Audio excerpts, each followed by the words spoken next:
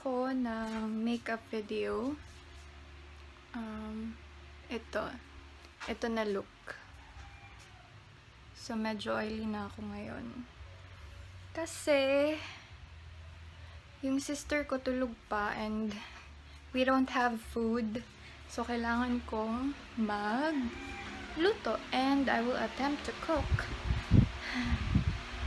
chicken curry. Hindi naman ako marunong talaga magluto. Nagluluto-luto lang. Pero, well, ayun. Mag-a-attempt lang ako.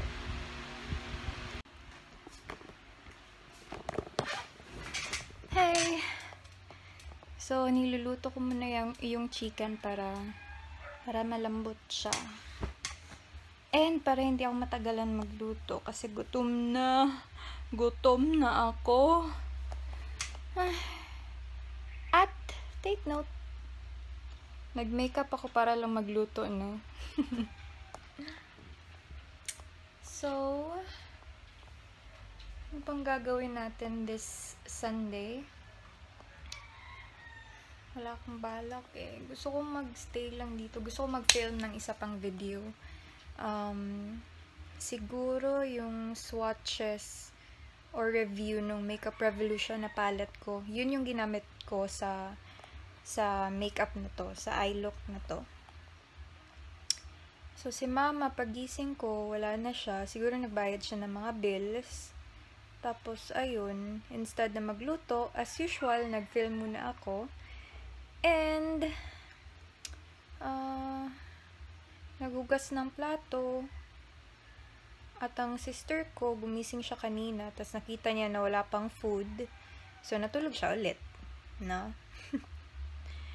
Bright idea! Sana ganun na lang din ako. Pero wala kaming kakainin eh. Hindi ako magluluto. So, tingnan ko muna yung chicken if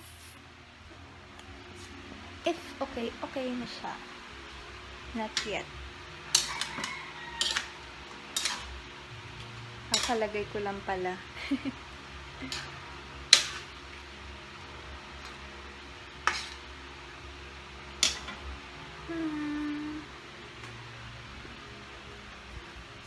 My sister.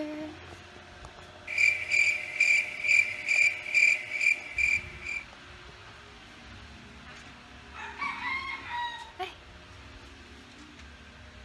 Oh, diba, miss? Photogenic. Photogenic lang. Okay naman kasi wala. So, andito ako sa sala. Dito ako nag-film ng opening ko kanina kasi andito yung andito si Ate Inday. So, siya naglalabas sa amin. Hi! Ano pang magandang gawin ngayon? Lobat. Parating nalulubat yung camera ko. So, while magluluto ako, i-charge ko muna yun. And then, mag-film ako after. Gusto niyo makita yung dalawa kong puppies?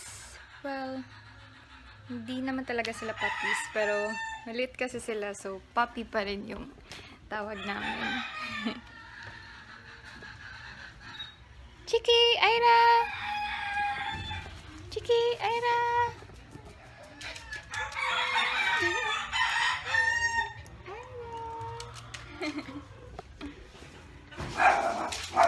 Bored! I'm bored!